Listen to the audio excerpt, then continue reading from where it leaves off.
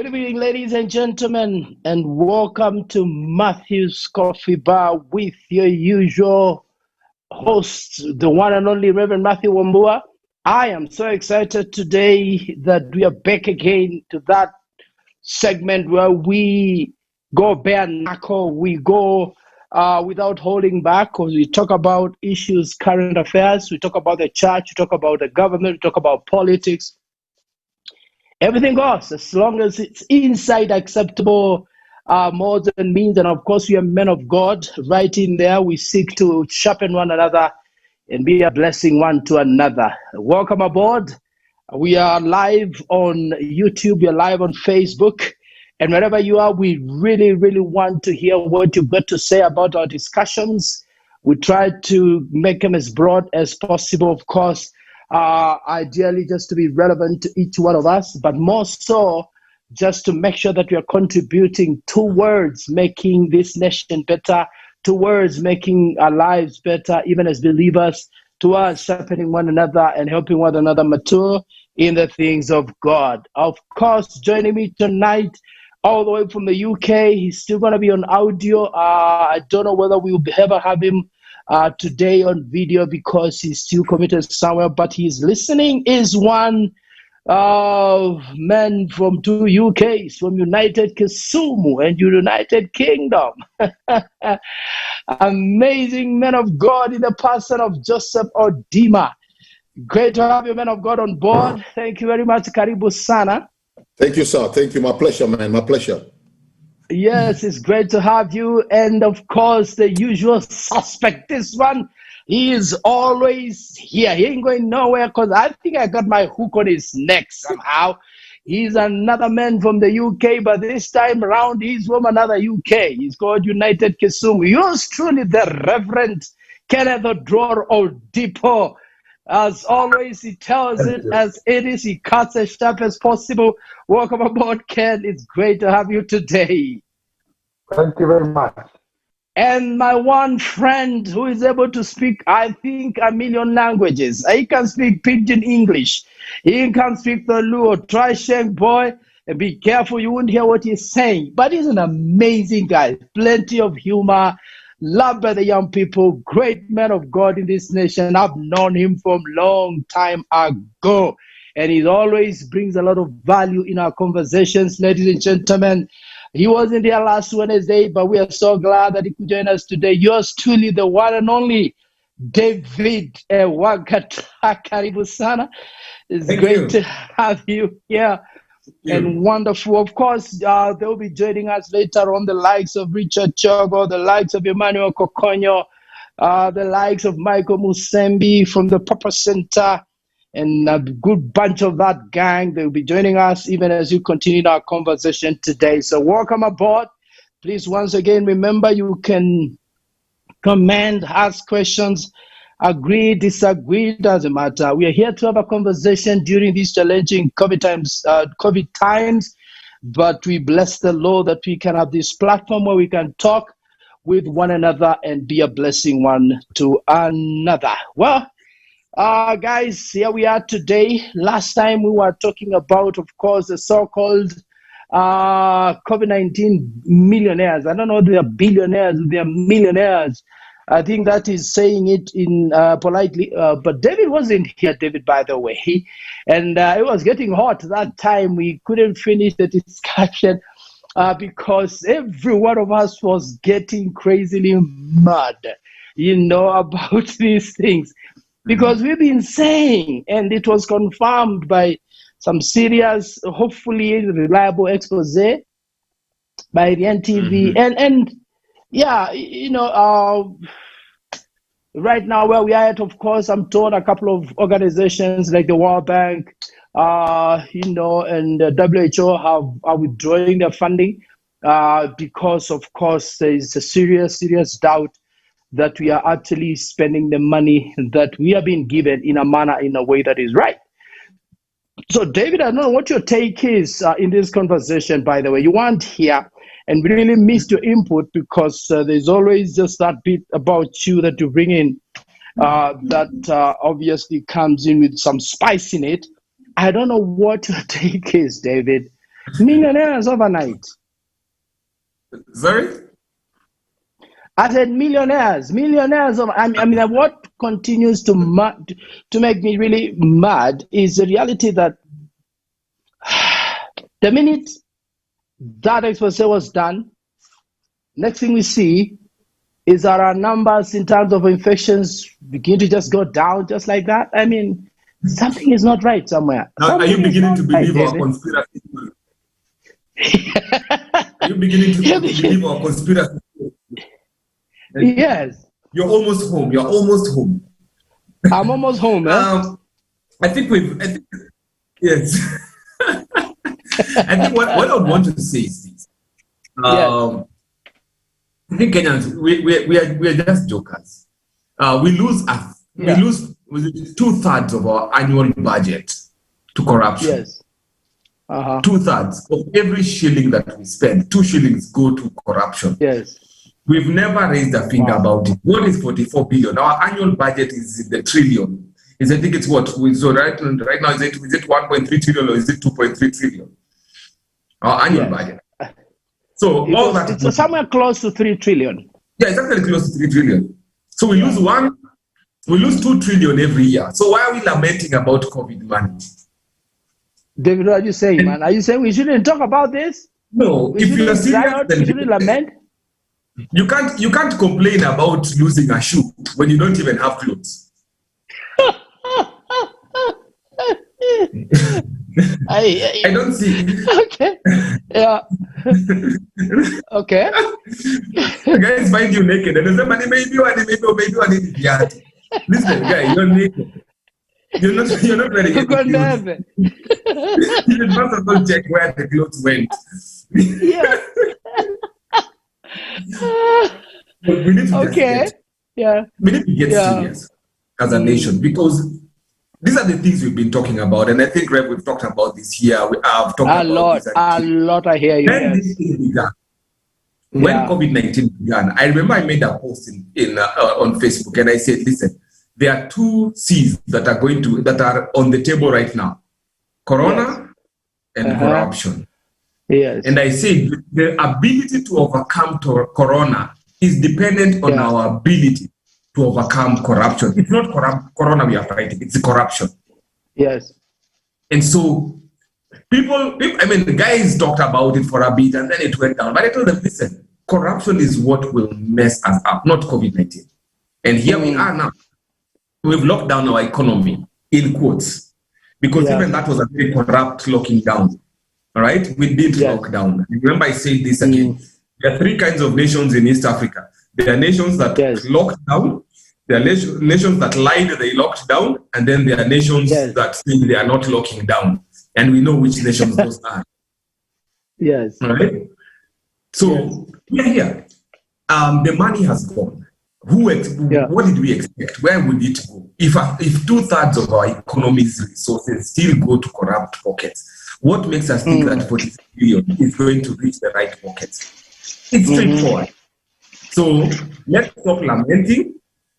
When we are serious enough to say enough is enough, then we can wake up and have this conversation. But up to now, life has gone on. We made noise about 43 billion. How many days? 3 days. And it's done. Yeah. We are quiet. We're done. We're done. We don't know what else to do. We're not ready to find 43. Yes. And that's really where my problem is. That's really where my problem is. Because is it possible that we have reached a place where we've literally become so insulated against, corruption so much so that we will embrace it, receive it, we make some little noise here and run away. That's it. And is that going to be the story, life eternal? That's what we're going to bequeath the next generation and the generation after that? Yeah.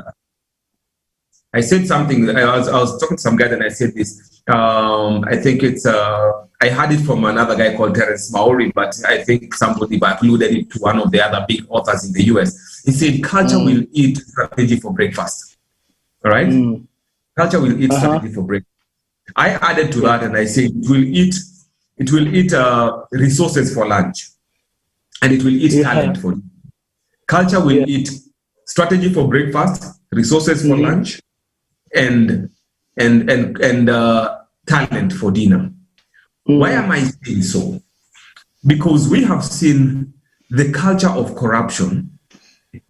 Kenya is one of the most strategic nations in this world in terms of knowledge, in terms of information, in terms of even that document we call the Constitution is one of the most advanced in the global. That's true. That's true. We provide human resource to the world over. Yeah. Great, not casual labor. Yeah.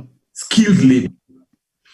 So we have no reason why we do not have the strategists. We have resources. Kenya is one of the most eaten nations, yet it's one of the most standing nations. We have eaten this nation and it's not falling apart. If you eat as much as you've eaten in Uganda will fold up. They'll just auction it. They're still standing. We have resources, but they are being Kenya has talent, amazing talent. Yes. Even that is being pushed to. And why? Culture. It's a culture. That is why Somali can prosecute and put people in prison. Somali can prosecute members of parliament and put them in prison. Somali. Yeah. Guys, we just need to wake up. Hey, this is not even coffee we are smelling. We are smelling the forest. We're not even in the kitchen. We are out in the bush. If Somali can convict Somali, no, let's get serious. Yes, we need to wake up. Somali is a failed state in many ways. And smell the bush. Get to a place of convicting corrupt. Guys, we are not even in the house. We're in the bush. Culture has eaten. Oh, dear me. Well, Richie, welcome so much. Great to have you on board. We were missing, of course, your presence. Always appreciated. It's great to have you here. And we're picking up where we left, last Wednesday. But I want to push it kind of a step further. And I'm glad David is joined us. He wasn't there last Wednesday. And of course, we have the Reverend Joseph Odima from the UK, who is joining us on audio. Pastor Odima, I hope you're still out there. I'm here, man. I'm here. I'm just listening to the man of God. You know what I can say, Pastor? The Bible says that in Psalms 37 from verses number 1. Yes. This is not a curse, but it's the big Bible. Yes. That do not fret yourself because of evildoers. Yes. Nor be envious of the workers of iniquity. All right. So they shall soon be cut down like the grass and wither as the green herb. Now, mine is simple, Pasi. You see, even this issue now we are discussing about corruption and this issue that I understand, and I saw guys laughing about it, the so-called COVID millionaires or corrupt millionaires. Yes. Brother, this is what I felt in my spirit. You go swindle money that is meant for the sick. You know what God is going to do? He is turning it around in good measure, pressed down, and I wish they came together. So clearly. Good measure, pressed down, shaken together, running over. Hizo pesa wamekula ya COVID, ndugu. It is going to eat them, their children's children to the third and fourth generation. Okay. See, that is not a curse. That is the Bible. Yeah. You cannot try to suck the blood of people and you think you're getting away with it. Yes. You know, when I hear the people saying that, bring an audit. Audit na watu wameiba, they're thieves. We are bringing the audit one tayari washaiba. Washaiba. Or you are bringing audit and they've already stolen. You know, there's evidence that money has already been stolen. There's evidence people are dying. There's evidence there's no, we don't have enough beds, medication. There's evidence money has been, and then what are you talking about? I can tell you in a nutshell that they're going to pay for it. Every penny. Apart from the COVID money, anybody that has earned anything falsely. Yeah. My friend, it is coming at your door. Hear this word so clearly. And you're going to pay for it. Yes. Those are my simple words, Pastor. Thank you very much. I want to appreciate one Mutuku Santa Liz who is watching. Letitia Sauke. Thank you, Letitia. Always on board, tuned in. God bless you, Petia Coco. Santa Luis is saying, so interesting. I'm laughing loudly. I love the topic. And one Baba Caroline Bane is watching. And then on YouTube, I've got one Oscar Osabini saying, "Hii mambo ni ngumu." That is the Kenyan definition of wealth creation. Yes, David, you were saying something. I want to say something if I went in there. Kenyan definition of wealth creation, guys. Overnight, and you're a billionaire. No, we have to get serious. Yeah. Now, let me take us to task.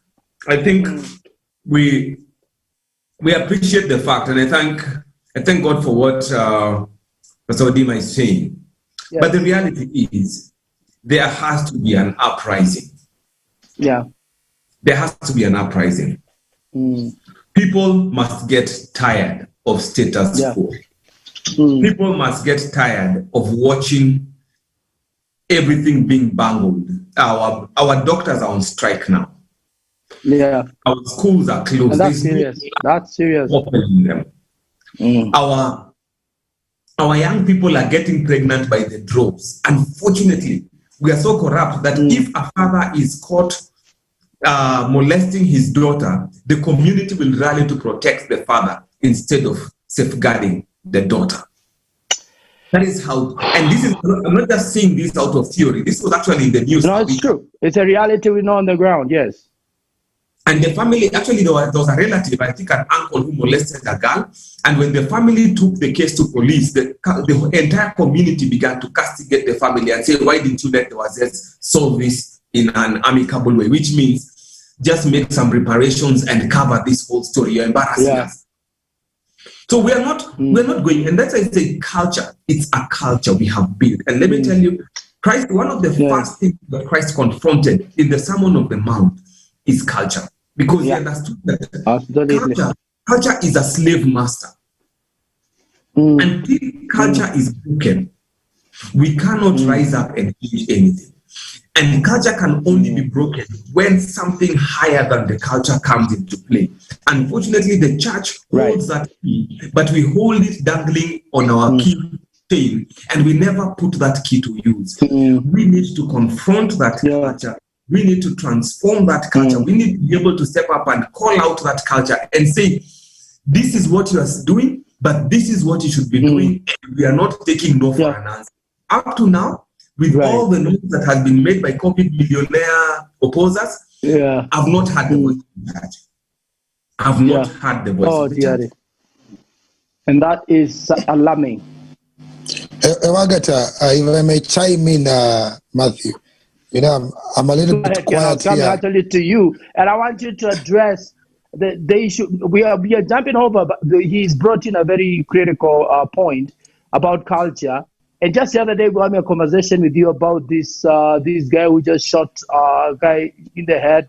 You know, the guy is dead, and it was actually a feature that was done on NTV again. And you look at the guy who owned the gun, who has no license for it. He's walking around like he owns the country. You know, so impunity right there begins to come into place. Part of the culture that David is talking about. Go on, Ken. Yeah, what I wanted to say, Davey, at least for the first time the church spoke the other day through the mouth of Bishop Mark Karaoke, who actually condemned, you know, the issue of COVID millionaires for the first time. At least I heard the church talking, you know, and I was a little bit encouraged. I was like, hey, at least we are hearing something from the Christian community. But should I use the words, I was perturbed when I listened to the president, you know, giving his speech today. I wish you should have looked at his facial expression when he talked about the COVID millionaires. It was like he was laughing. By the way, I want you to look at it again. He was like, you know, you know, it's like something guys are used to, you know. It's so casual. And I agree with Odima. How do you call an audit now? An audit for the money that has been coming in over 600 billion, if the Treasury already said that the amount of money that he knows is remaining at CBK is 9 billion. They're unable, then whatever has been used is about 43 billion. they're unable to account for the other 100 and something billion that has gone to, the pockets of a few people. I expected the president today, to actually even tell the CS Health, or the PS Health, and tell them, wait a minute, step down today. I want an audit. I want a report tabled, put on my desk like tomorrow. I wanted to see him, reprimanding people. I wanted to see his seriousness and beat about. Because if billions can go away, to be very sincere, Reverend Mathew, and you hear that there are people who have recovered and they are still held in the hospitals because they are unable to pay the bill. In the first place, if the money was being brought to come and help the people through the pandemic, why were we paying for it in the first place? Why are people paying for it? If money has come in to be able to help out, why are we paying for it? Because, it beats logic. And I'm hopeful that this corruption thing will just go away. And these are the times, you end up releasing some, powerful words in the spiritual arena so that these people can be exposed. But I guarantee you, these guys will be exposed. Soon and very soon, tables will begin to turn. Because how long will that take? It's not going to be long. You see. Yes, I'm asking this. It's not been 5 years. It's not been 10 years. It's not been 15 years. It's not been 20 years. We've grown up as teenagers in a world that has been saying Kenya is high in the corruption index. We are about to retire in a world that is saying Kenya is among the highest. In fact, we are just soaring. We are giving Nigeria sleepless nights. We are giving, which are the other guys? I think Sudan. We are giving them sleepless nights. We are rising in the ranks of corruption. We have outdone our COVID. The COVID money has just been one of those stunts that, we have rehearsed it so well. We don't even flinch. No wonder the president is attacked because he already knows 2/3 of his economy goes to pockets. So why are you arguing about 43 billion? You need change. Actually, the good thing, Reverend Mathew, is that I saw some Kenyans taking a stop. The only challenge is they were tear gassed. There are guys who demonstrated in Nakuru. Exactly. There are guys who demonstrated in Nairobi. There are guys who demonstrated in Kisumu. And there are guys who demonstrated in Mombasa over the COVID millionaires. But instead of even those who are in authority coming in partnership with these people, they sent police to them and they were tear gassed.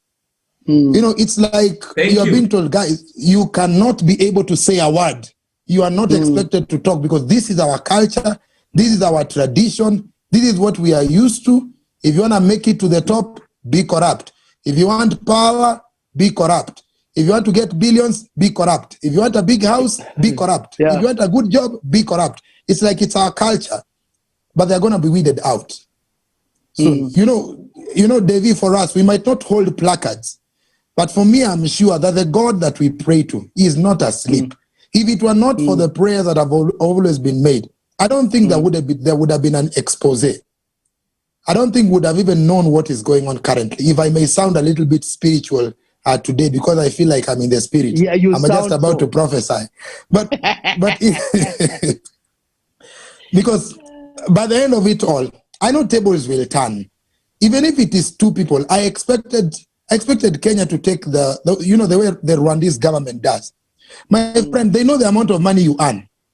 If you dare come with a Mercedes Benz and we don't know where you got it, they'll seize it immediately or they'll put you in jail.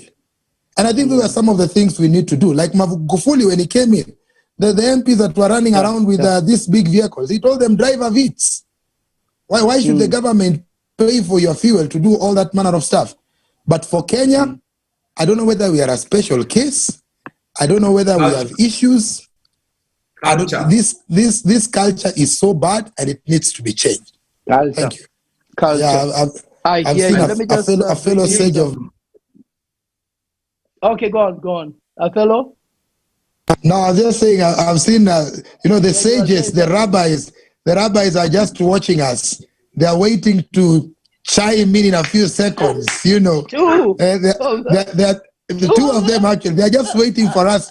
Manizeni maneno kidogo kidogo kidogo kidogo. There's something we want to bring. Yes. We have decreased. I just wanted to throw in a couple of, a couple of statements that some guys are saying here. One, Oscar Osabini is actually saying, sorry to say, the president is a prefect of the corrupt. Okay. And he goes on to say, like, Wagata, I'm asking, when are we putting these evil doers from the land? All right. Okay. Then, of course, on Facebook, I have Rogers Kadenge joining us. Letitia Sauke says, lawlessness in a society breeds a culture of impunity. The laws are written, but no spirit behind enforcing. Then Mutuku Santali says, the culture of corruption should be broken in our country. So sad. Impunity is all over. And then, of course, Letitia again says, Amen, Revken. The rot will be exposed and these guys will be weeded out. And then Mutuku Santa goes on to say, Revken, yes, amen. Of course, he was like saying, prophesy, brother. Okay, let's get down to the rabbis in the house. Great to have you, Michael, in the house, popping in. God bless you. And of course, Richard Chogo, yours truly, the man who is on top of serious exposés of conspiracy theories. I don't know which one is is writing today. Richie, come on. David Agata and Ken, and actually all of us are asking ourselves a simple question. When will this culture of impunity end? And I like what David mentioned on, is that the church has the key to really unlock this thing and get it moving. And what I want to know is this, and I asked the other week, and I'm not sure it was well answered. Can we, as the church, can we picket? Because I think picketing is allowed in our constitution. I'm actually saddened that people in Nakuru, in Nairobi, demonstrating against an evil like what we are dealing with here could actually be tear gassed. I mean, seriously, if there wasn't any violence, then that is illegal. Guys, where are we going? You know, I was just mentioning earlier on, and Ken forgot to chime in, as he loves to use the word, about this Obare fellow who just, I mean, look at impunity right there. I saw this was say on NTV again about this guy. And guys, come on, Richie, what is your take? Okay, I hope you can hear me. We can hear you loud and clear. You know, I really feel our comments and our desire for those who have committed the crimes with regards to COVID millionaires, for them to be brought to justice. But I'm just thinking if we could not prosecute people for post-election violence, and I'm sure they are around. We even took them to the Hague. I mean, people are enjoying, people are continuing with life, and we never made a big deal out of it. I mean, 1,000+ lives were lost, but that was nothing to us. We never demanded for justice. We never. We began to politic about it. The church, you know, went quiet about it. And we voted them into government. Yeah, if that, I'm being careful not to. I know.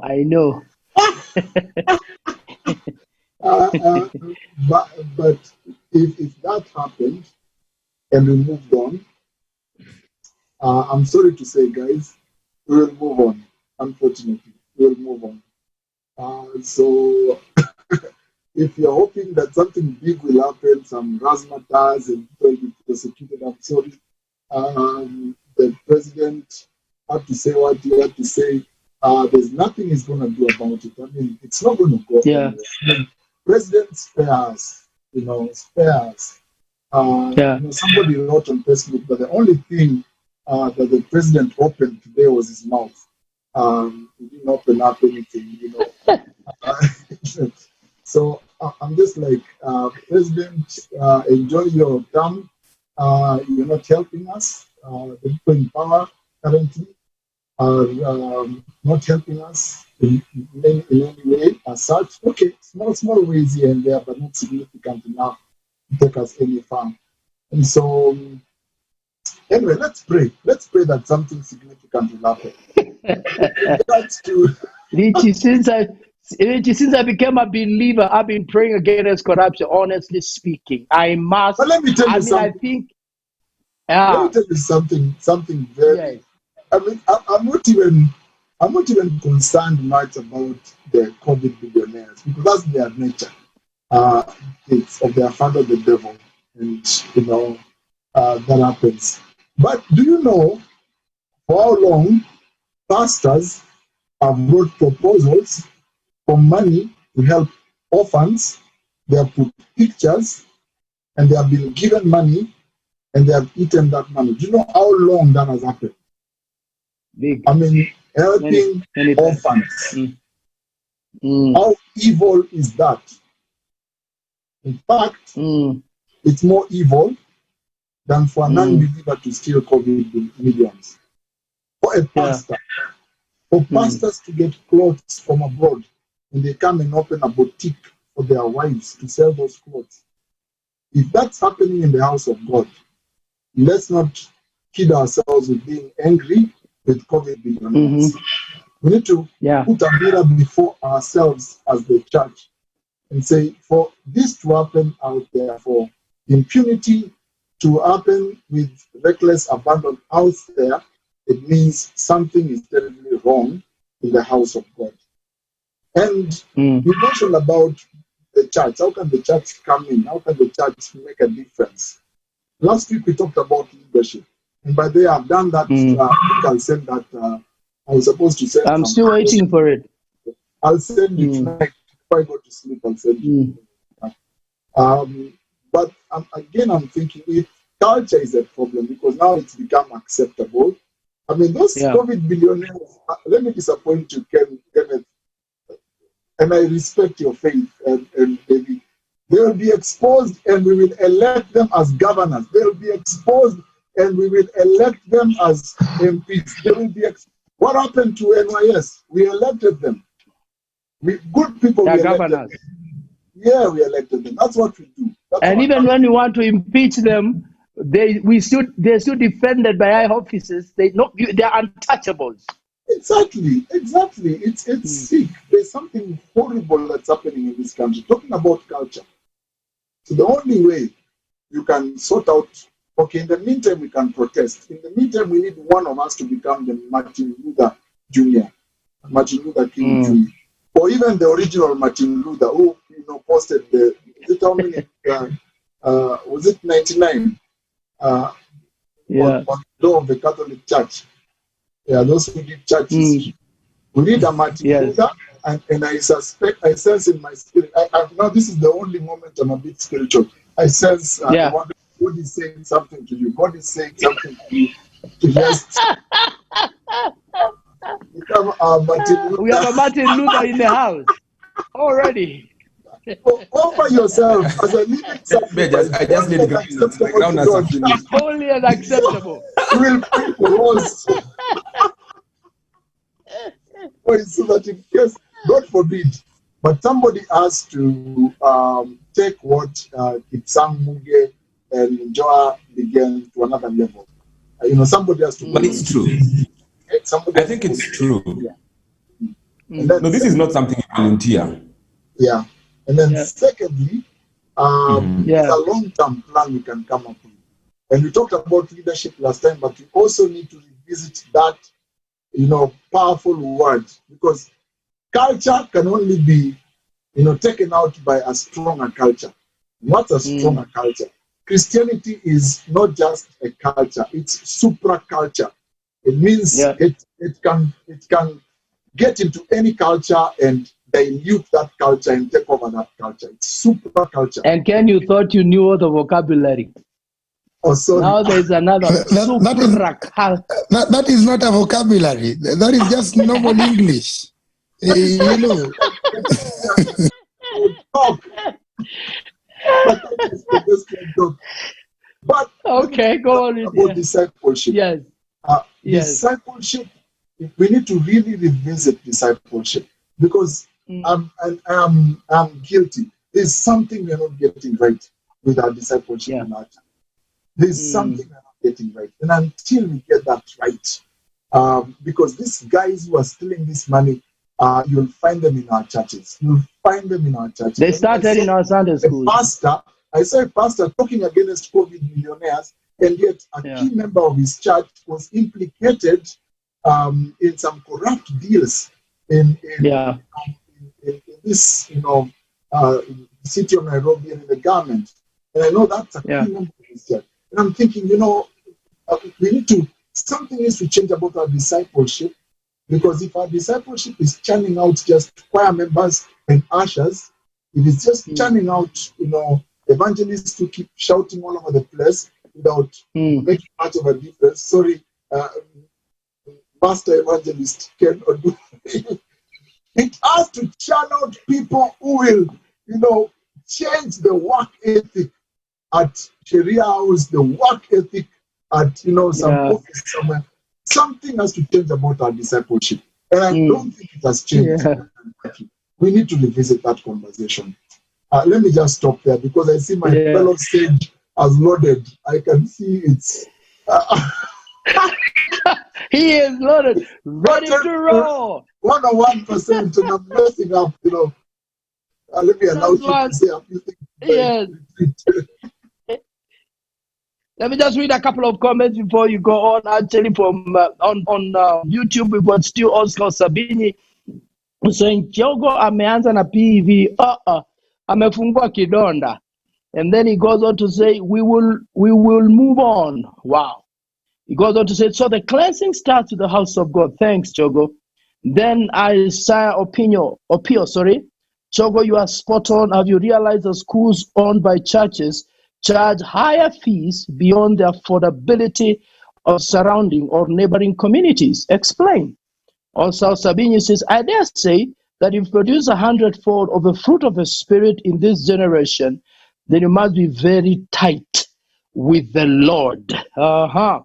All right, then over to Facebook. Lilian Arunga says, we are ourselves to blame. We vote for them. Tuku Santali says, and we as the church, what measures are we taking to stop corruption? He goes on to say, Pastor Chogo, sure, so sad. Corruption is all over, even in the churches. God have mercy. Lead us to the righteousness. Rabbi Michael Musembi, your fellow Sage has actually handed over the baton to you. What have you to say? Hey, I'm sorry I logged in later. Don't worry. Yes, I was listening to this one man. I don't know, I love this president, but as he was introducing Moi, he said, Mutukufu Rais akiwa na ile shati ile.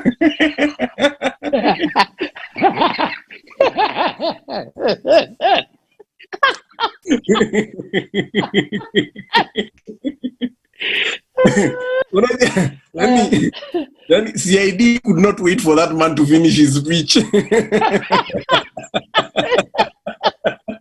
Alibeba juju. Yani alibeba juju akaekwa kwa Black Maria. Anyway, so okay. You have to come into some conversations with caution, because I might say something like that. Ati mugutupu rais na shati ile. Anyway. Yeah, but in fact, I was just looking at, because I just happened to log in when Kenneth was talking, and I was just looking it up that of the 170 most corrupt countries in the world, Kenya iko hapo 137. What? We are just we are gold medalists in everything. We are giving Nigeria a run for its money. We are just slightly above North Korea. Wow. North Korea is better than us. Eh? North Korea is better than us. No, we are just slightly above North, as in North Korea is just a little poorer than us, you know. Yeah. But a country like Pakistan, my God, imetushinda. Pakistan, hey, my God. Hey. Yeah. Rwanda is somewhere up there, number 50, you know. Malawi is up there, number 40. I mean, that is very commendable. See, to go on 37, Yeah. But you know, I'm reminded of like when, you know, when I was in America, and there was when Obama was president, and there was a case where this guy walked into a kindergarten, Sandy Hook. Yeah. I don't know if you remember that one, Sandy Hook 2012. And this boy shot and killed over, 30 little kids? Yeah. And it was so, I mean, that thing was on the news. I think all of America wept that night. And Obama said, you know what? We have to take control of gun control. You cannot have a man in his house with a Kalashnikov that can shoot 800 bullets a minute. What does he need? And he's saying that is for rabbit hunting, you know? Yeah. Then California, one grandmother whose conscience beat her went and submitted to the police station. She had 2 grenade launchers and she was a grandmother.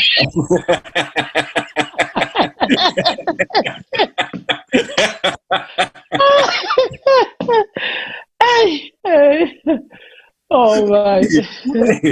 Mzungu anavita. You know. But after that, there were more mass killings and more mass killings and more mass killings. And every time there's a mass killing, you know, the politicians wake up and say, our prayers are with you. Our prayers are with you. Our prayers are with you. Until like at some point, people started saying, we don't want your prayers. You know, we have to take action. That's true. We can pray all day and all night, but unless we take control and implement laws that curb these guns, then we'll forever be. And that's what I'm saying. You know, as a church, we have prayed. I mean, you know, the senior the senior Kenyattas and the Koinanges stole. Then Moi came in and stole even more. Kibaki, you know, so with Moi it was what, Goldenberg? Then with Kibaki came that scandal. I can't remember which one it was. Anglo-leasing. Anglo-fleecing.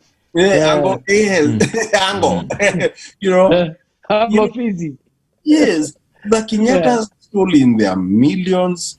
You know, now they are stealing in their billions. Our kids will steal in their trillions. At what point? And by the way, the church has been praying all along. And so for the last 7 years, the church has been praying.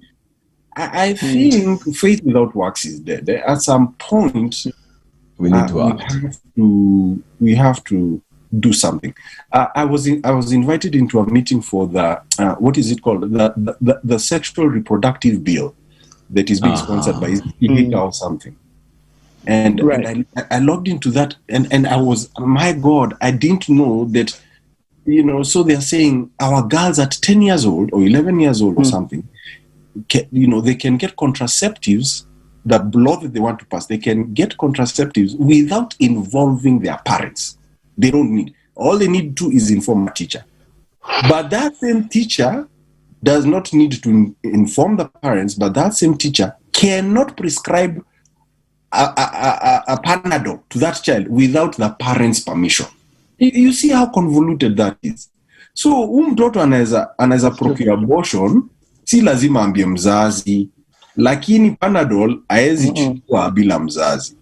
And then that's when I found out that our constitution, the way our constitution is framed, and because Joe Mudivo was the one helping us decipher this, the way our constitution is framed, it is framed that it is a valid constitution, but in liaising, you know, those lawyer words, so many other lawyer words, but in essence what it is saying is it ratifies all other international laws, meaning if a law is passed in Geneva today, it also becomes... It cannot overrule our constitution.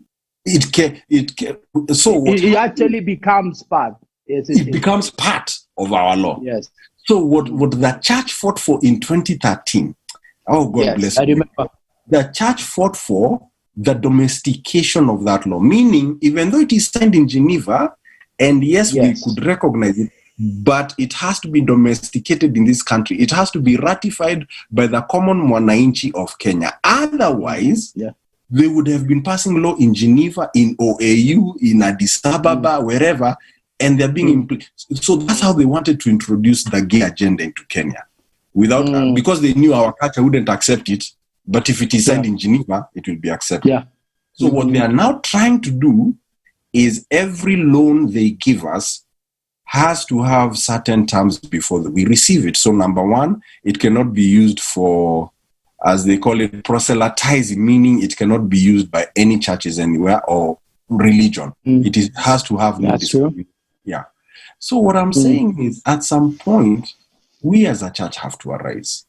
And I completely agree with Chogo and Odipo and my brother Wagata that the church is the only institution that can bring the kingdom of darkness down. It is the only one. It is the only one. Wow, I hear you. I hear you, Michael, and that's really amazing. And thank you for just the humor that you brought in. Oscar Sabini saying Mambo Botella. I think probably quoting the Shakti.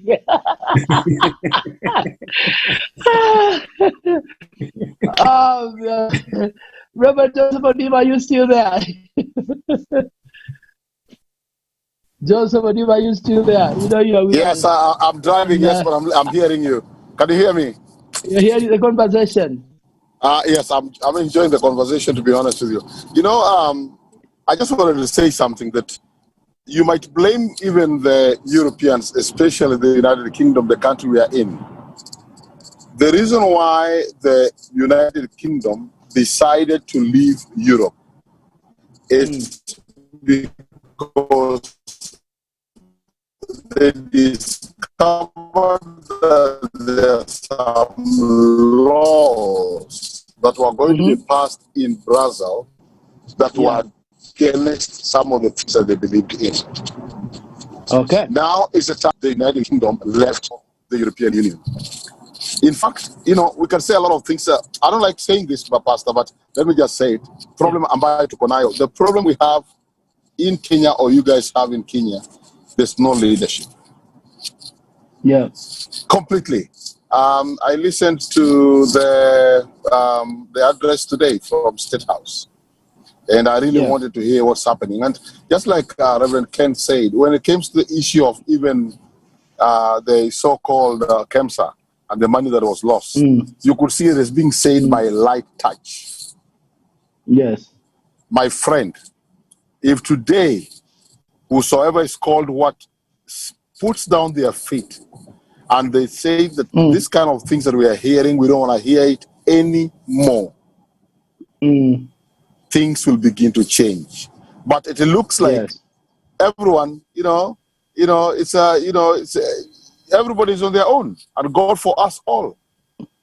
If somebody takes a gun, go shoot somebody, and then you're saying that, you're still doing investigation. Do you understand what I'm saying? So it's one of those things, and it is so painful. It is painful, and there has to be. We just have to rise up as a church and as people of God to say that enough is enough, and this has to come to a stop.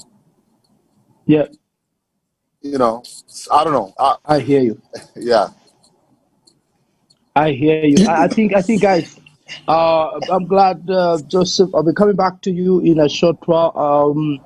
Let me just appreciate again, Mutuku Santa is really, really getting his fingers working here. He tells Pastor Musembi, action is a solution. On point. Action is a solution. To Sikaya to Naomba. We need to rise up. So we're just responding to what you shared earlier on. Okay, here's the thing. And here's what I really wanted to see, because I think Dave just picked my brain as he began his input into this conversation about the culture thing here. You see, as I normally say every time we meet here, we can actually have these conversations really highlight our frustration and so on and so forth. There's still nothing much happens. It's great to have these conversations. Great to have people following, listening, watching, and beginning to see, well, yeah, it is. We have serious things that we need to do. But I think there has to be some point of action. There has to be a way that we are saying, okay, we need to move in this direction to be able to sort out this problem. If it is David, and I think he was voted by Richard Chogo as the man that is supposed to offer himself as a living sacrifice, that we are going to push as a mouthpiece. And you know what? I'll tell you what, and I don't know this guy and I don't know, we're having this conversation again. And I felt there is actually a generation out there that's just waiting for leadership, that's just waiting to really be shown. And those are the people that are looking up to us, probably watching us, probably listening to us, and just wondering, okay, guys, so what do we do? Is this a sort of country, you as men of God, men of the clock, is this a country you're going to leave to us? Because I'll tell you what, I've been saved for over 30 years now, and there isn't a time we have never prayed against corruption in this nation. It's a demon we have continued to bind. This demon is not going anywhere. I think it's about time we begin to act. Pray, yes, but act.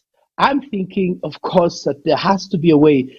Is it beginning to work against this culture, preach against this culture, shout against this culture? Because it's a culture of impunity, guys. I mean, reality is this: there's still a member of parliament earning our money, tax money that we pay, who is still having it costly, and he was seen on video shooting a Kenyan, a guy that will probably never ever help himself moving down life. But that guy is still walking free. Someone else did a similar thing. It's in the public domain. They're still walking free. Guys, I mean, seriously, we cannot just watch this happen. Otherwise, the kids we are leaving behind, the kids that we are raising, it's going to be worse, big time. There has to be a way we begin to voice concern, we begin to push people in a certain direction. We have an opportunity, like I said the other day, of course, there's an election coming up in a year and a half or two, not so far from now. Can we begin to really voice, even if it's me that's going to stand up and, shout, write, speak something, something has to be done. Let there be some move towards changing this culture. And I agree, Richie. I agree that a lot of it has actually been literally sanctioned in the house of God, because men of God have been part of eating and looting. Wait until we get to election time. Begin to listen to the prophecies that will go forth. People prophesying around about the person who comes from their tribe. And we know clearly it's because they have eaten some money. I mean, and it could be this COVID-19 money anyway, that... Guys, Reverend Mathew, yes, go on again. Yeah, I hear you very well. And I think last time I said this, that demonstration without strategy is futile. Because even today, even if we have placards and start saying, oh, COVID millionaires must be arrested, oh, the corrupt must die by fire, by thunder, whichever way we go about it. But as a church, if we don't have a strategy on how to be able to curb, such kind of immoral acts by those in government, then it's going to be trouble. And here now, I now want to begin to agree with my fellow sage, Richard Chogo, in one way or the other. I've just become one. There is hope. No, you're not waxing spiritual anymore. No, I've refused these spiritual things right now, because you look at 2007 Ewagata. It was not the Muslims fighting Christians. It was the Christians fighting Christians, which actually means there is something the shepherd kept on doing or displayed or exemplified that caused the members of the church to be angry. Because like one of our churches, it is the pastor was actually distributing the T-shirts for a particular political party. And the church members were up in arms. They came with machetes and what have you. They almost killed him if it were not for the police who actually got him out of that place with a chopper. And I think for us right now, we need to begin to clean the church. If our pastors are implicated in corrupt deals, we can rise up in arms and say, by the way, we can't hear you. You can't be preaching here water and drinking wine on the other side. This one we are not going to agree. We've got to start cleaning, sweeping the church thoroughly. Because look at what do not touch God's anointed. It is actually trouble. We are not touching God's we are not touching God's anointed, by the way. We are just condemning, we are just condemning immoral acts. We are just condemning immoral acts because it is, it was shaming for us to hear a pastor from one part of this country named which will be unmentioned, especially where Wagata comes from. It will remain unmentioned. Yeah. The pastor stood and said, do not give the politicians the pulpit. Do not accept their money. Then the next day, one of the top guys who's been dishing out money in this country went to that church. He received the money with open arms and really thanked that particular individual for helping them to complete the project.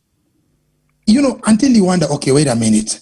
What kind of example are you showing to the other generation that is coming?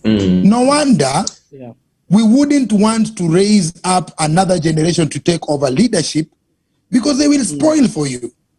So you're like, they'd rather stay there and you enjoy your goodies and what have you, but the rest of the people, nothing is happening with them.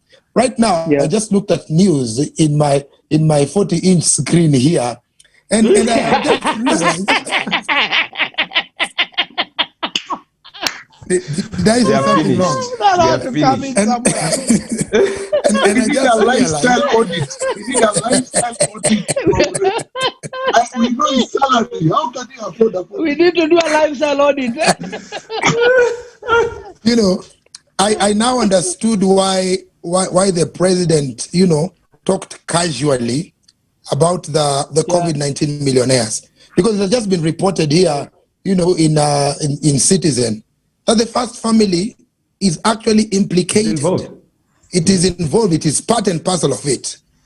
So how do you expect the president himself to shoot his own foot? He can't. He'll laugh about it because, after all, I'm in power. I'm in government. What are you going to do?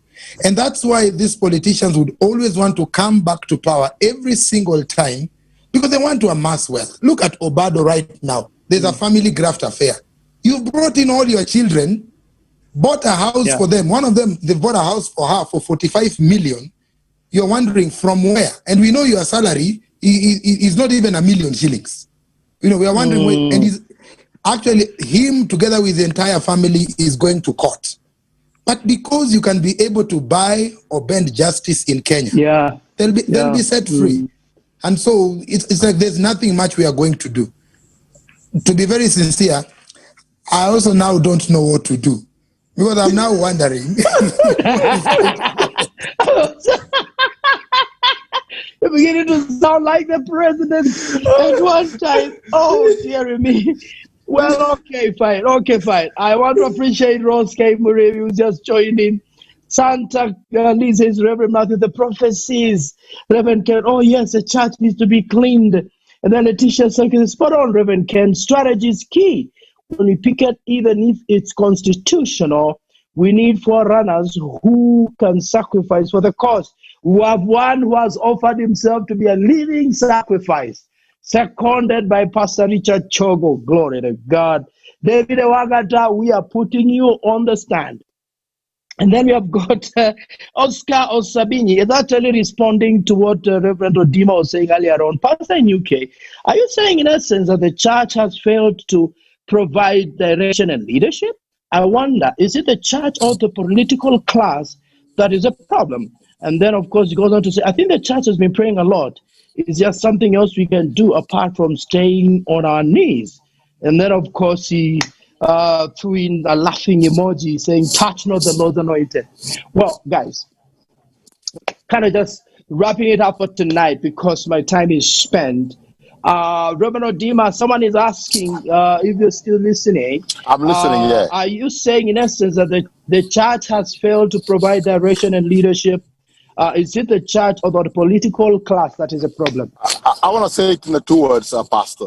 I don't want to condemn the church and our fathers who have gone ahead and who are still ahead of us. Yes.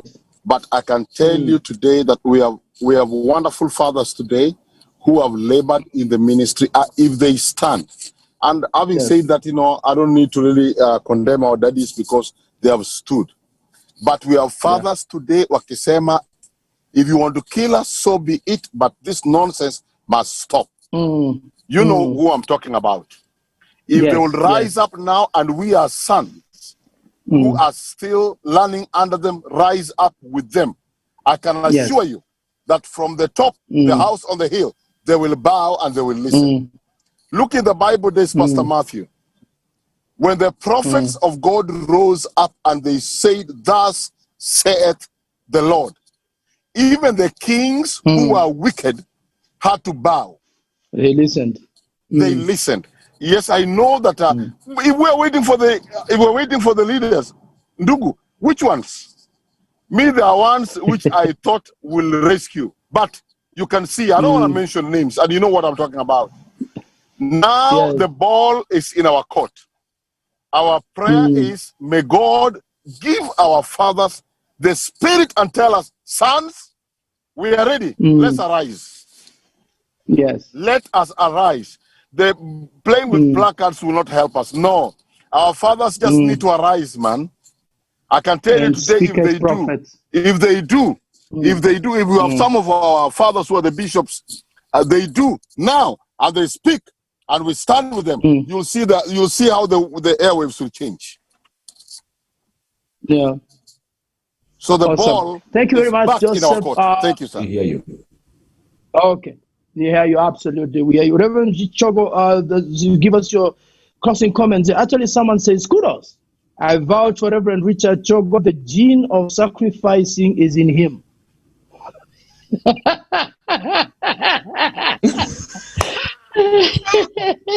Reverend Chogo, we are behind you, sir. We are behind you. We are back to sender. Back to sender. No.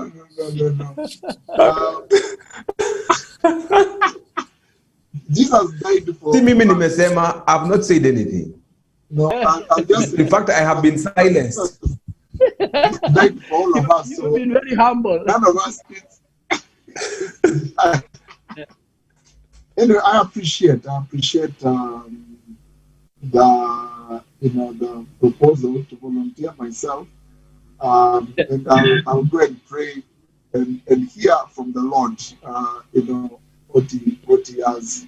This one I really need to hear from God. This one, many other things I can. Well, Reverend Ken is going to be praying with you. No. This one I have to pray. It's in the spirit today.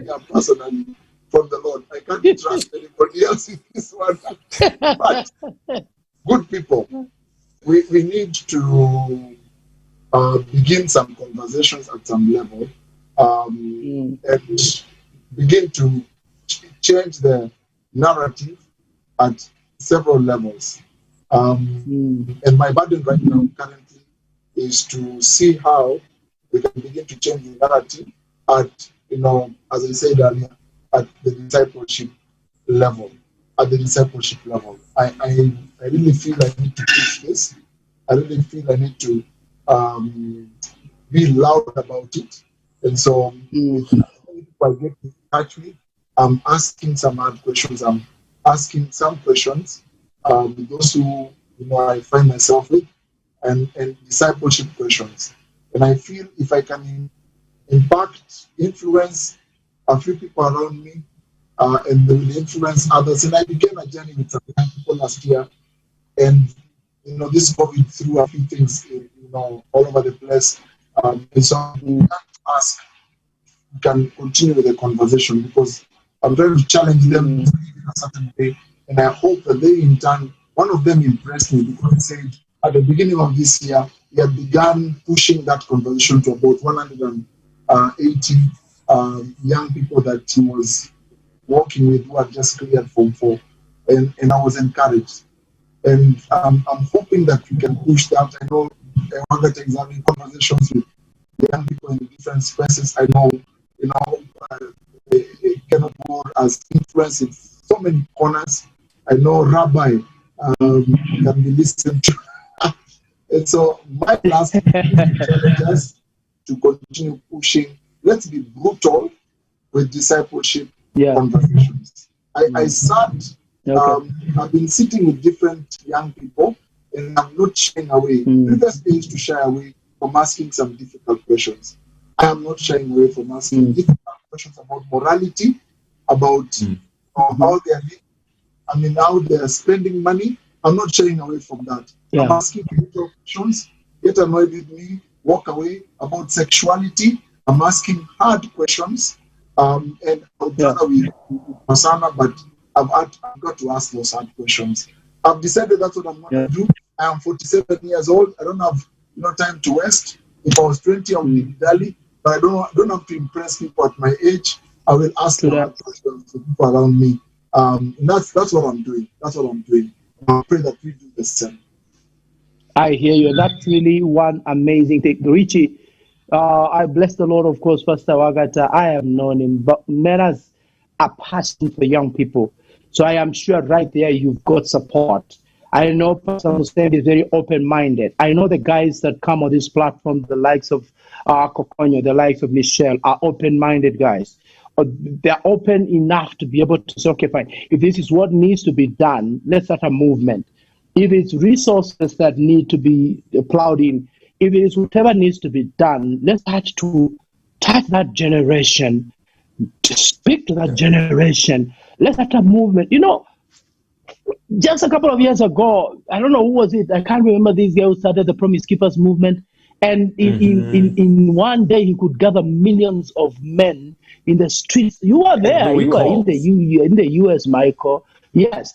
I mean, I see the possibility of touching young people in that dimension, speaking to their lives and their hearts and beginning to impact them and touch, disciple them, train them, help them to see things in a different light. Because, guys, we can have this conversation until chickens come home to roost, but will not change anything. And I think that's a great way to go.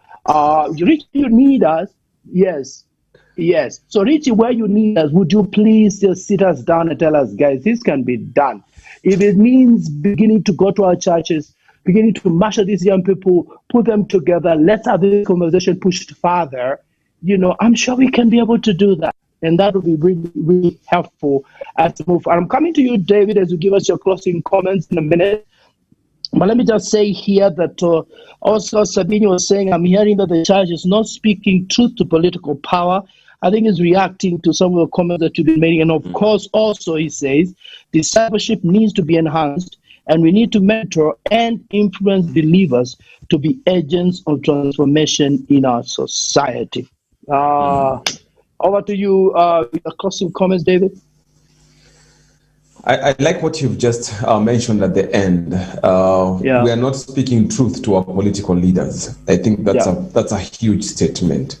When Jehoshaphat and Ahab were going to attack some of their enemies, or were scheming to go and attack the enemies, there was a couple of hundreds of false prophets around the king saying, go, you will slay them. Like with these horns, you will go your enemies. And one little guy who was already suffering the consequences of being truthful.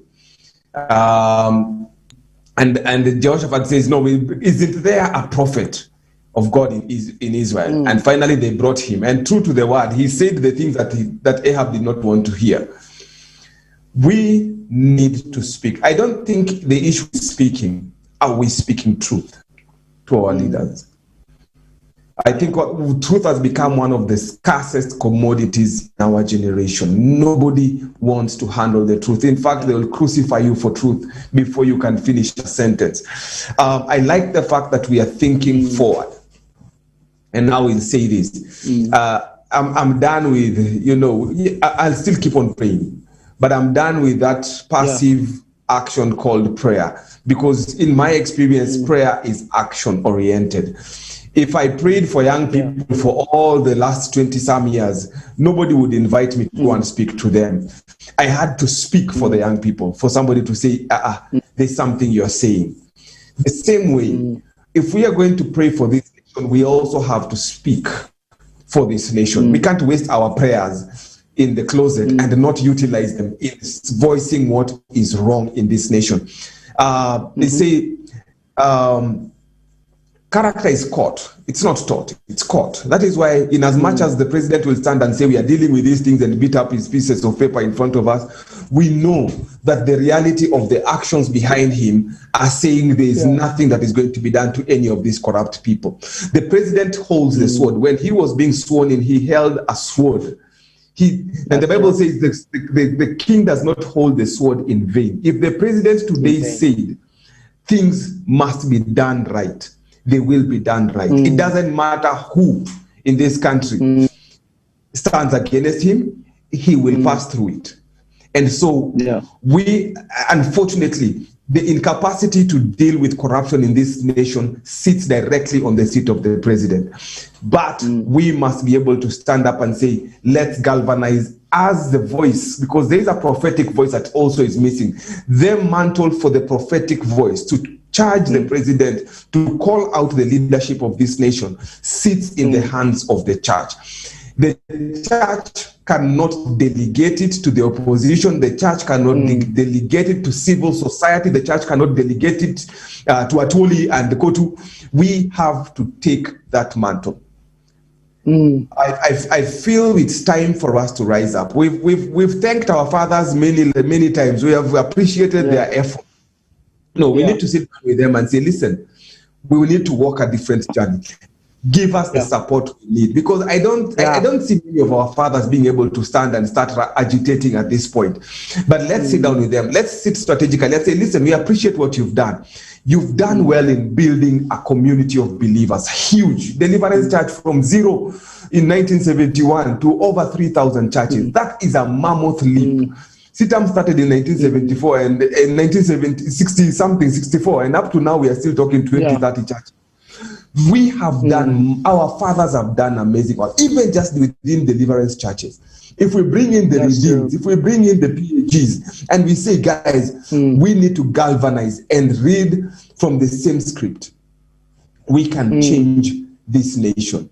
But let's call these guys, let's be strategic. I think this conversation, good things are cooked in the kitchen, good things are prepared in secret.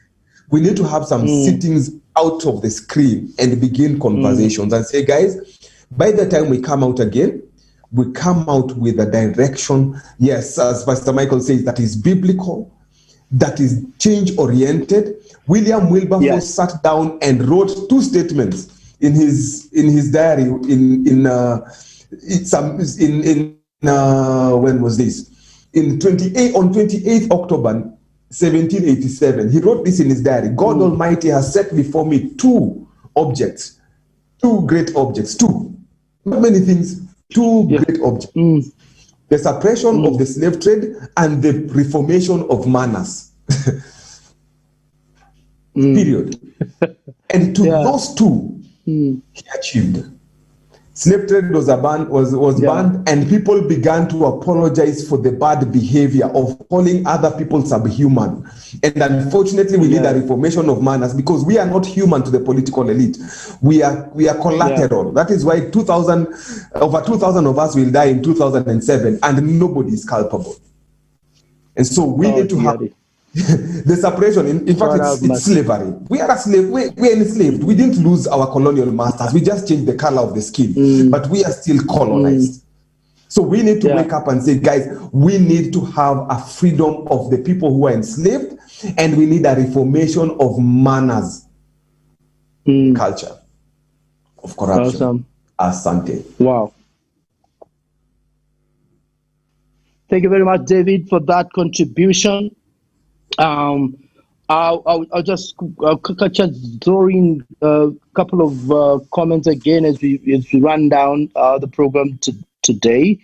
Isaiah Opio says, I believe that God gives us a leadership team according to who we are and who we want. Remember that Israelites asked God to be led by kings and not judges, as they were initially led. And then of course, Wanu Tukusanta Liz is very excited about the discussion tonight and says, Reverend Mathew, thumbs up. The coffee bar is so amazing. Can't wait for next Wednesday. Gender equality, though. God bless. Okay. Thank you very much. I hear you, sir. Gender equality here. We will put that in place, of course. We've had Reverend Vicky in many of our discussions. She's a little bit in this post, but we will put that in mind. As I come to you, Ken, you're highlighting a couple of things, and I'll just, as I wrap up, I'll say something Richie just raised up, which is great. So, Ken, you're saying, that even as you watch news and you're keeping us updated, that actually you're seeing none of the battle kids' houses are lower than 70 million. And then there's another scandal in the NOIA's employee has been found with assets worth 133 million. Huh, Ken? Yes.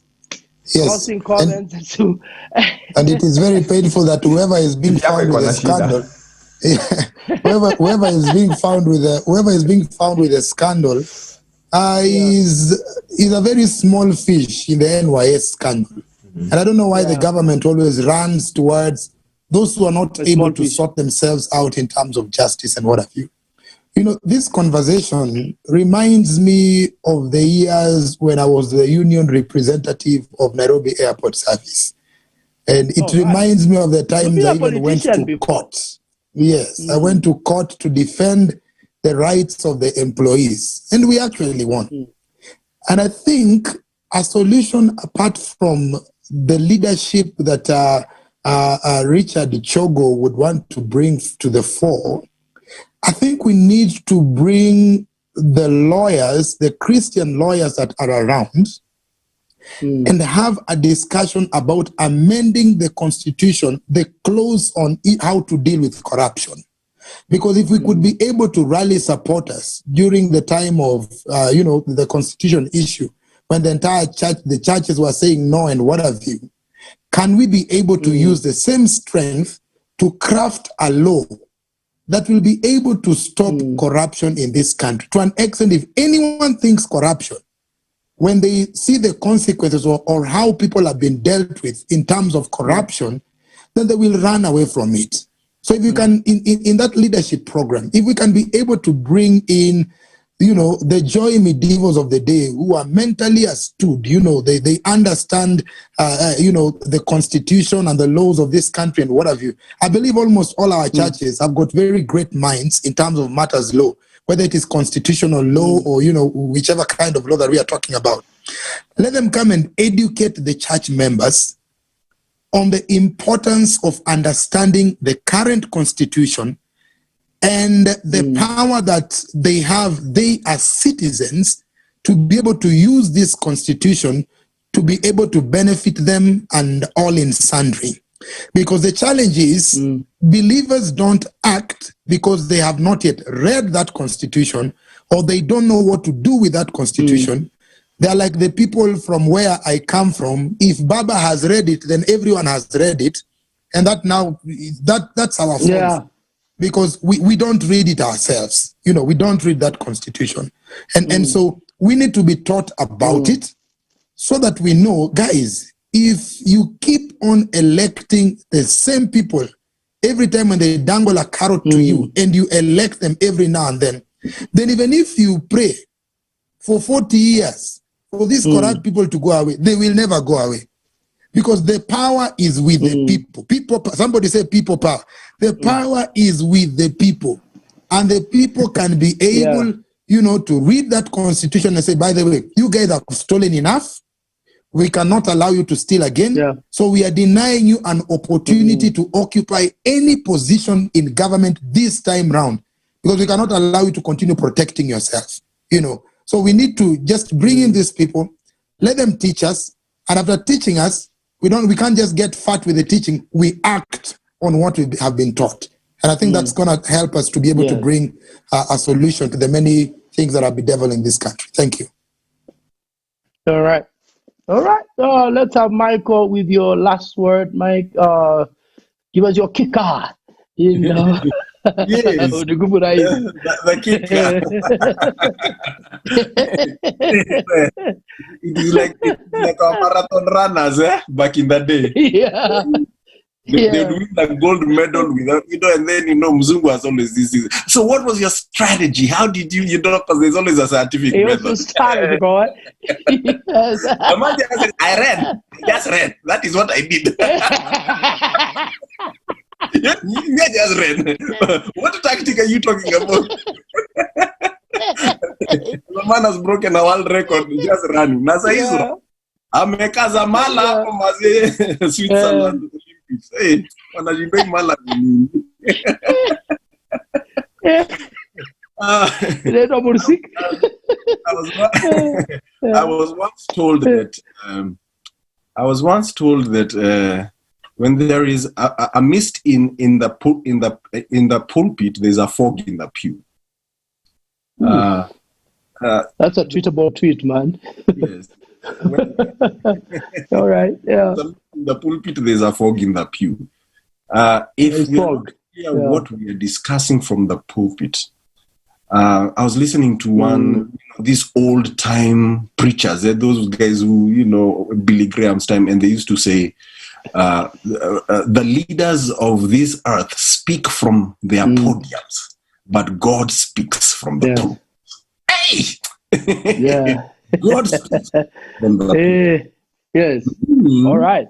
Yes, meaning the person who stands on the pulpit has a power, has a divine authority that the podiums of the world leaders do not have. And if we could realize that power as the men who stand on the pulpit, that we have an authority that even the devil himself must bow down to, and that's why he fights us so hard. I was looking at some statistics that said, if I was reading a book, actually, it is called the Violation of Africa or something. And this economist was saying, and he mentioned Kenya. If Kenya had applied every loan it ever got from the IMF and the World Bank and all these other countries who had lent it money, if they had applied it well, number one, of course, would be better than Singapore. But the Mboch, the Kibera work lady, her minimum salary would be starting at 120,000 Kenya shillings per month. You see, so that would be the minimum wage. The Mboch would be getting 120,000 Kenya shillings a month, which is now what the upper class, is receiving. Yeah. And what I'm saying from the pulpit, we may not, and let's bring in our lawyers. Oh my God, Ken, thank you so much for that. For Chogo, sure. I'm willing to do that 10-year thing. We implement resources, we implement materials, we disciple churches. But also if our fathers from the pulpits can start dreaming for us what it looks like to live in a free country. What it looks like to be a free citizen. I don't have to fear this police officer. He does not need to. They can start, where there's no vision, the people perish. If they can start, painting for us this picture of what it looks for us to be truly free. That I can actually live in my own house, not have to bribe. I can have medical resources. I don't need to go to South Africa, to India, to the United States, to Britain. I can. What does it, many of us have traveled and lived in other countries. What is it we appreciate about America? What is it we appreciate about Britain? That so many of us have moved to diaspora. What is that dream? And if we can start planting that dream in our congregations, I assure you by the time it gets to elections, the problem is that the tortoises are dreaming for us. Yeah.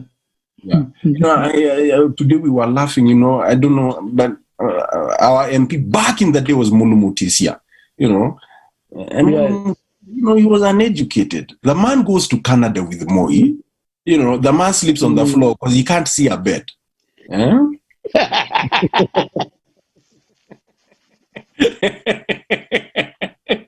So, by the time Anyway, but the thing is, it had a carpet. But by the third day, security at the ground floor looks at the third floor, anaona msee anang'oa makati. Anashindwa, msee, ni nini anang'oa makati? Because msee hajapata blanketi. Man is mad. So they see a guy there to help him. And the man pressed 1-2 buttons, and the bed came out from the wall, and a large screen TV. One has if now the man comes. The man comes home and says, "Hey, mugutupu rice." He could never say mutukufu rice. He used to say mugutupu rice. And now that is the man who's supposed to dream for us where Kenya needs to be. Oh, dear me, then we are lost. Yes, then we are lost. For as long as the tortoise is the leader, the giraffe will never be able to expand to its true height. That's true. Let our fathers dreaming for us and tell us from the pulpits what it looks to be free.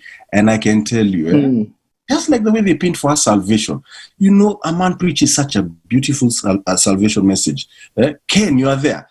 By the time you're finished preaching, you've shown what Christ does for me, a sinner. I willingly give my heart. That's what I'm asking for from our Amen. Yes. Oh, thank you, guys. I mean, my time is way beyond by whole half hour. But I appreciate the conversation that we've had. It's really great. And I've seen, of course, that chat from Richie. We're going to follow that through. Seriously, guys, I am honestly very serious. That ours is not just to meet, to have a conversation, have a chat, have a great time, and be gone. No, I'm of the opinion that this must go forth to real action on the ground, real fruit on the ground, real drivers on the ground, moving us in a certain direction, because someone has to start somewhere. And I am sure there are like-minded people out there. We just need to know they are. Bring them together and see that we cannot push this agenda of changing the mindset of a Kenyan, changing the culture right from the church into the rest of the citizenry. I totally, obviously, do believe that as we work together, this is going to be the thing here. Someone, of course, mentioned that we need to be gender sensitive, and I hopefully can I'm actually thinking I can get Joy here, and we begin to get some bit of conversation around some like what you mentioned, Michael. I mean, it's alarming, and that there needs to be some sensitization around that agenda, so that we don't just see things and we are assuming it is cozy out there, and there is still the thing, the little print that we are not seeing that can impact negatively on this nation moving forward. And I'm thinking probably in our next discussion, I will probably be going that direction, just to begin to pick the brains of some of these legal minds that can help open. And I'm glad the likes of Joy. I know this young man. What is his name? Ken from one of our churches. I think they were involved in some way. If we can begin to now be that directional, maybe it can help open the minds of the people towards what direction as a nation we need to take. But I want to appreciate the conversation today. Thank you for those of you that have, of course, been watching us on YouTube and watching us on Facebook. I want to say thank you so much. It's always a joy to have you around, and God bless you so much. Keep it coming. Invite friends over. We will place an advert on what we're going to do next week. Hopefully, we can get some of these professionals that we need to bring in here and have a candid conversation with them, in the sense of trying to figure out which direction we can move forward. And I think that will be helpful, not only, of course, to challenge ourselves in the house of God, because that's where it's got to begin, but also to see how we can be serious, useful citizens that can help this nation move in the right direction. I want to appreciate, of course, like always, Ken. Thank you, David. Thank you, Richard. And of course, the Rabbi, Michael. Man, you've made my night. Your bucket of humor does it run dry. And of course, Joseph Odima, being with us on audio. Man of God, God bless you so much. It's been wonderful to have you on board. And next week, we're going to be having Gitao, who was not able to join in today, and the rest of the gang. Otherwise, I want to say from this end, guys, so thank you so very, very much. I've got to pen off from this point and really believe and trust that we will be here next week on Wednesday, the same time, 8 o'clock to 9. And I want to believe we're going to have some serious directed conversation as we seek to find answers for this great nation. Otherwise, for me, guys, it's God bless. Have a good night. Enjoy your night tonight. We will see you next week.